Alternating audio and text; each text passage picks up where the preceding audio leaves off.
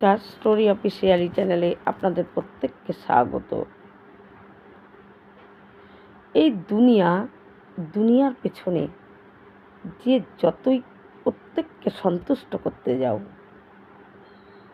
কিন্তু সবাইকে সন্তুষ্ট করা সম্ভব না। সবাইকে সন্তুষ্ট করতে করতে তুমি একদিন হাঁপিয়ে যাবে, তবু কাউকে সন্তুষ্ট করতে পারবে না।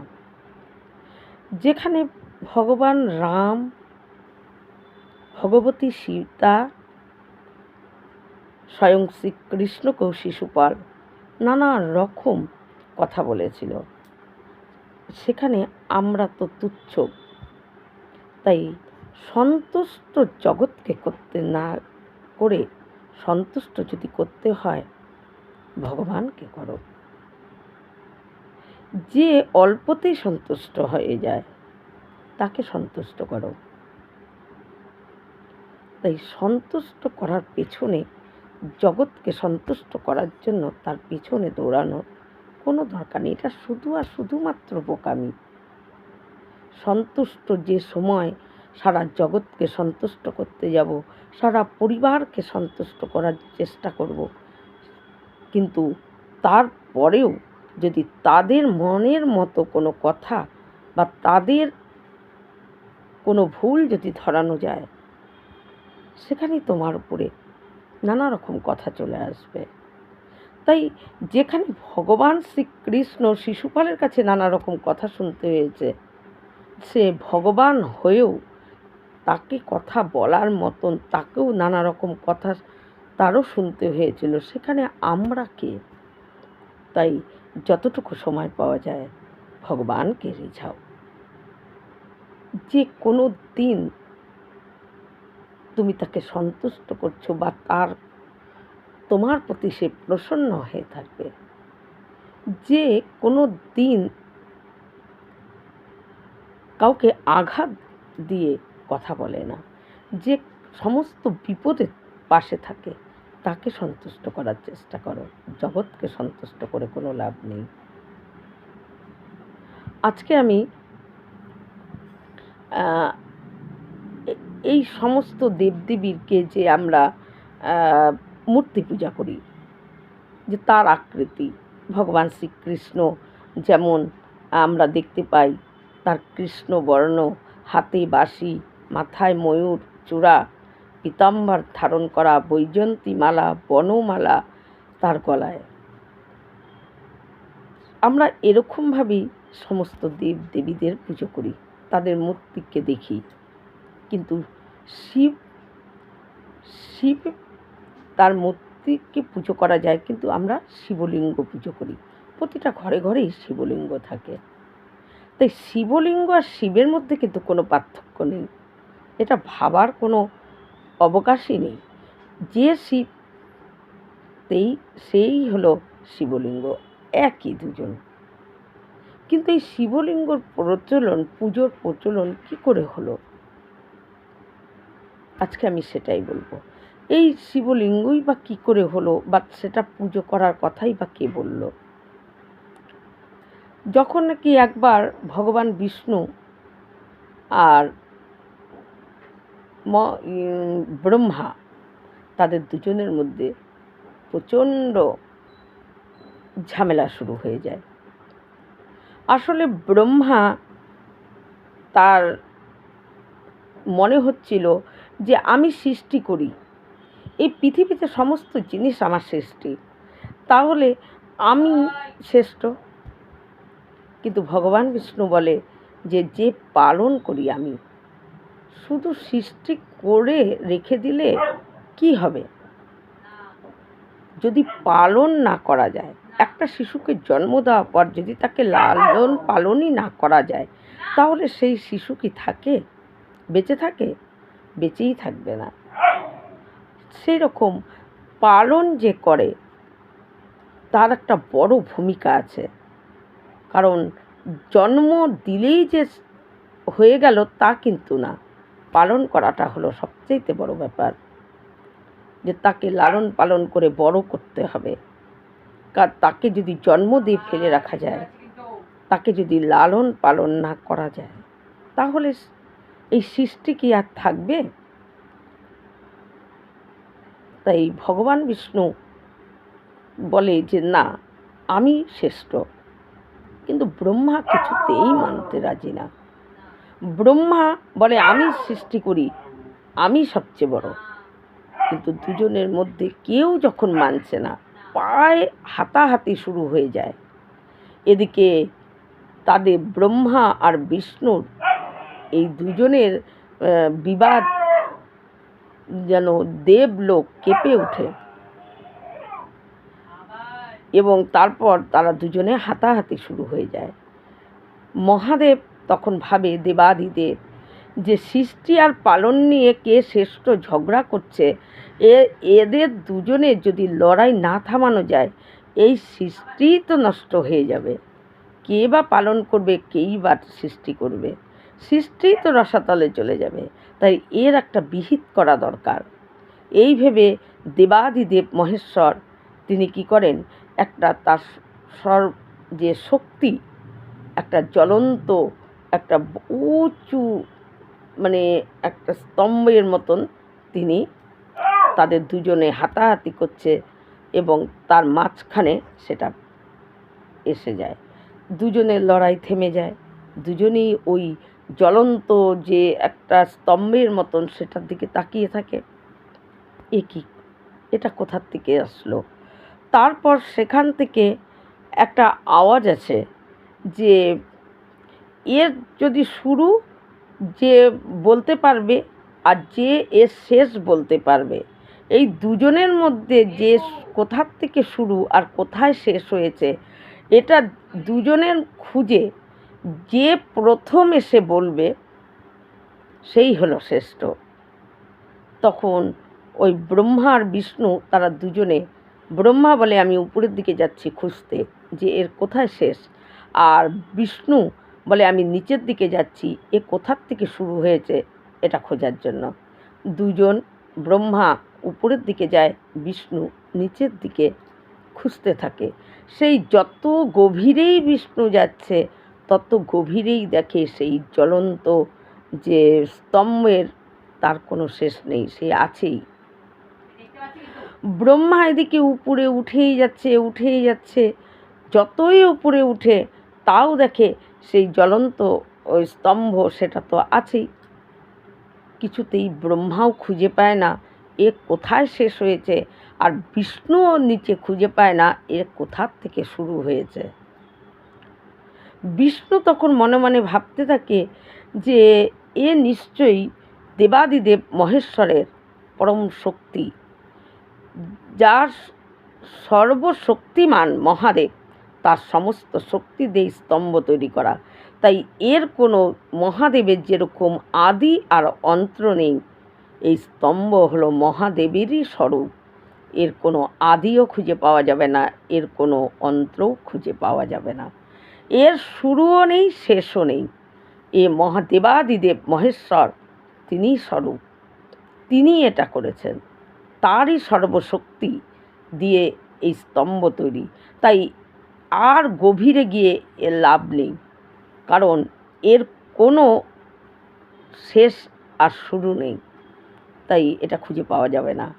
ভগবান বিষ্ণু সে আস্তে আস্তে পাতাল থেকে উপরে উঠে তিনি আগে চলে আসেন। এসে দেখে যে মহাদেব দেবাদিদেব তিনি দাঁড়িয়ে আছেন। বলে যে আমি খুঁজে পাইনি, আমি অনেক গভীরে চলে গেছি, কিন্তু এর কোনো আমি শুরু, কোথা থেকে এটা শুরু হয়েছে সেই শুরুটি আমি খুঁজে পাইনি। ভগবান বিষ্ণু তিনি মহাদেবকে এসে সত্যি কথা বলে যে আমি খুঁজে পাইনি। কারণ ভগবান বিষ্ণু তিনি বুঝতে পারেন যে এটার আদি অন্ত নেই। এ পরম দেবাদিদেব মহেশ্বর, যার নিজেরই কোনো আদি অন্ত নেই। সেই জন্য বিষ্ণু সেটা বুঝতে পারে, তাই বিষ্ণু এসে সত্যি কথা শিবকে বলে। কিন্তু ব্রহ্মা তিনিও খুঁজে পাননি যে এর কোথায় শেষ, ব্রহ্মা খুঁজে পায়নি। কিন্তু ব্রহ্মা মনে মনে ভাবে আর কত উপরে উঠব, যতই উপরে উঠি দেখি এটা আছেই, এই স্তম্ভ, জ্বলন্ত স্তম্ভ, সেটা তো আছেই, তাই একে খোঁজাও বৃথা। এই বলে ব্রহ্মা মনে মনে ভাবে যে আমি গিয়ে বলবো যে আমি পেয়েছি। ব্রহ্মা এই মিথ্যা বলবে সেই চিন্তা সে মনে মনে করে নেয়। কিন্তু ব্রহ্মা যখন নামছিল, কিন্তু ব্রহ্মা মনে মনে ভাবছিল যে আমি যখন মিথ্যা বলবো একজন না একজন সাক্ষী আমার দরকার। যদি কেউ সাক্ষী না দেয় যে আমি দেখেছি, সেই সাক্ষীটা যদি কেউ না দেয়, তাহলে এটা বিশ্বাস করবে না বিষ্ণু। বলবে কে সাক্ষী যে তুমি শেষ দেখেছ, তো আমাকে তার সাক্ষী দাও। তাই সাক্ষী আমার একজন দরকার। ব্রহ্মা এটা চিন্তা করতে করতে যখন নামে, সেই সময় কেতকী ফুল সেও নিচের দিকে পড়ছিল ঝরে। ব্রহ্মা কেতকী ফুলকে বলে, আরে কেতকী ফুল, তুমি আমাকে একটা সাহায্য করবা?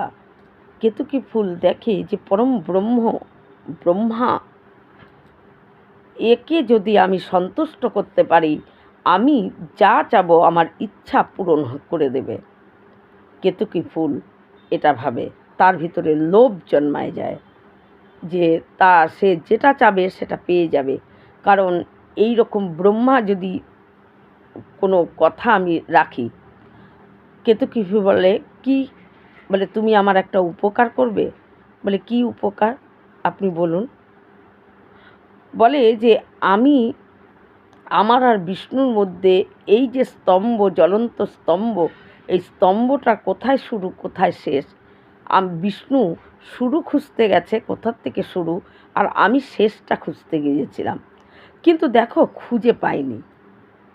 বিষ্ণু কি করেছে আমি জানি না, সে এসেছে কি না আমি তাও বলতে পারবো না, কিন্তু আমি এর শেষ খুঁজে পাইনি। কিন্তু আমি যদি গিয়ে বলতে পারি যে আমি শেষ খুঁজে পেয়েছি, তাহলে আমিই হব শ্রেষ্ঠ। দেবতাদের মধ্যে আমি শ্রেষ্ঠ দেবতা হব, কিন্তু আমি তো খুঁজে পাইনি। তাই আমি গিয়ে বলবো যে আমি খুঁজে পেয়েছি, আমি দেখেছি এর শেষ কোথায়। কিন্তু তুমি আমার কথা তো সে বিশ্বাস করবে না, তাই একজন সাক্ষীর দরকার। তুমি কি আমার হয়ে সাক্ষী দেবে? কেতকী ফুল মনে মনে ভাবে যে ব্রহ্মার সাক্ষী যদি আমি হই, আমি তাহলে যা চাবো সেটাই পেয়ে যাব, আমার ইচ্ছা পূরণ হবে। কেতকী ফুল বলে যে ঠিক আছে, আমি দেব সাক্ষী। বলে তাহলে চলো, তুমিও তো নিচের দিকেই নামছো। বলে হ্যাঁ, আমি নিচের দিকেই নামছি। বলে আমিও তো নিচের দিকেই নামছি, তাহলে চলো আমার সাথে। কেতকী ফুলকে সাক্ষী বানিয়ে ব্রহ্মা আস্তে আস্তে নিচে নেমে যায়। কেতকী ফুলও তার পাশে থাকে। ব্রহ্মা এসে একদম বলে দেয় যে আমি শেষ দেখেছি। ভগবান শিব সেখানে প্রকট হয়ে দাঁড়িয়ে থাকে। ভগবান বিষ্ণু শিবের পাশে সে দাঁড়িয়ে আছে। ব্রহ্মা যখন বলে যে আমি এর শেষ দেখেছি, তখন বলে যে তুমি যে দেখেছ তার সাক্ষী কে দেবে? কি করে তুমি দেখলে? তুমি বললে তো মুখের কথা বিশ্বাস করা যায় না, তা কাউকে তো সাক্ষী লাগবে, যে তোমার হয়ে কেউ সাক্ষী দেবে। তখন বলে এই যে কেতকী ফুল, কেতকী ফুল সে উপর থেকে নিচে নামছিল, সে দেখেছে যে আমি তার শেষ দেখেছি। কেতকী ফুলকে জিজ্ঞাসা করে, বলে তুমি দেখেছো? কেতকী ফুল মিথ্যার সাক্ষী দিয়ে দেয়, হ্যাঁ আমি দেখেছি, ব্রহ্মা এর শেষ দেখেছে। এই জ্বলন্ত স্তম্ভের শেষ ব্রহ্মা দেখেছে, আর সেটা সাক্ষী আমি আছি, আমি দেখেছি। ভগবান শিব তখন বলে যে যার কোনো শেষ আর যার কোনো শুরু নেই, তার শেষ তুমি কি করে দেখলে? ব্রহ্মা, তুমি মিথ্যা কথা বলছো, তুমি মিথ্যা কথা বলছো। এই স্তম্ভ হলো আমারই স্বরূপ, আমার সর্বশক্তি এই স্তম্ভ, আমারই এক রূপ হলো এই স্তম্ভ, যার কোনো আদি অন্ত নেই। তুমি কি করে এর শেষ দেখলে? কেতকী ফুলকে বলে, কেতকী ফুল, তুমি মিথ্যার সাক্ষী দিচ্ছ। ব্রহ্মা শেষটা দেখেইনি, আর কেতকী ফুল তার আবার সাক্ষী দিচ্ছে। যে মিথ্যা কথা বলছে তার যতটা অপরাধ, যে মিথ্যা সাক্ষী দিচ্ছে তারও ঠিক ততটাই অপরাধ, তার থেকে বেশি ছাড়া কম না। তাই কেতকী ফুল আজ থেকে শিব মহাদেব বলে যে কেতকী ফুল আজ থেকে তুমি আমার কোনো পূজা, আমার মন্দির সাজানো বা আমার পূজার ঘরে তোমার প্রবেশ নিষেধ। তাই শিব পূজায় কেতকী ফুলের দিয়ে শিব মন্দির সাজানো বা শিবের যে পুজোতে কেতকী ফুল দিয়ে পুজো হয় না। শিব বলে যে এই স্তম্ভ হলো আমারই শক্তি, আমারই স্বরূপ, আমার আদি অন্ত নেই। তাই ব্রহ্মা মিথ্যা বলছে আর কেতকী ফুল তার মিথ্যার সাক্ষী দিচ্ছে। কেতকী ফুলকে এই অভিশাপ দিয়ে দেয় যে আমার পুজোতে আমার মন্দিরের আশেপাশেও তুমি থাকলে সেই মন্দিরে আমি প্রবেশ করব না। তাই কেতকী ফুল দিয়ে শিবের কোনো কিছুই করা হয় না। আর ব্রহ্মাকে বলে যে তুমি মিথ্যা বলছো যে তুমি শেষ দেখেছো। আমি তোমাকে বলছি এই এই মৃত্যু লোকে, এই পৃথিবী লোকে তোমার পুজো কেউ করবে না।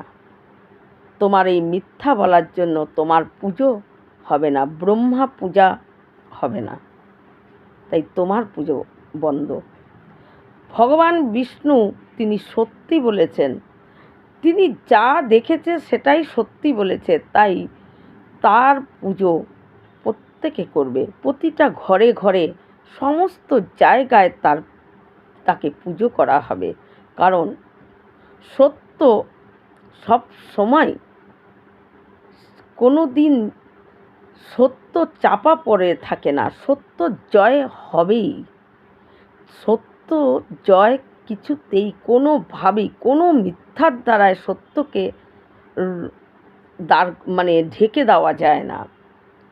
আর মিথ্যা যতই সে জোর গলায় বলুক না কেন, সেই মিথ্যা একদিন না একদিন প্রকাশ পাবেই। আর ভগবান ভোলানাথ তিনি সত্য স্বরূপ, তার সমস্ত শক্তি। আর ব্রহ্মার এই মিথ্যা কথা শুনে যখন স্তম্ভ ফেটে যায় আর সেই স্তম্ভর থেকে যে টুকরো টুকরো এক একটা স্তম্ভের মতো হয়, সেটাই হয় শিবলিঙ্গ। আর ভগবান শিব বলে আজ থেকে আমার আর এই শিবলিঙ্গর মধ্যে কোনো ভেদ নেই, আমার স্বরূপই হলো এই শিবলিঙ্গ। তাই এই শিবলিঙ্গ আজ থেকে সমস্ত জায়গায়, সমস্ত মন্দিরে, সমস্ত ঘরে এর পুজো হবে। এইভাবে শিবলিঙ্গর সৃষ্টি হয় এবং শিব আর শিবলিঙ্গ এ দুটোর মধ্যে কোনো অন্তর নেই, কোনো ভেদ নেই। এটা শিব আর শিবলিঙ্গ দুটাই একই, দুজনই শিব পূজা করলেও যা, শিবলিঙ্গ পুজো করলেও ঠিক তাই। তাই তারপর থেকে এই শিবলিঙ্গর প্রচলন হয়, কারণ ভগবান শিবই ওই স্তম্ভের টুকরো টুকরো করে সেটা শিবলিঙ্গতে পরিণত হয়েছিল, আর সেটা শিবেরই স্বরূপ, আর সেটাই পূজিত হয়। এইভাবে শিবলিঙ্গর সৃষ্টি হয়।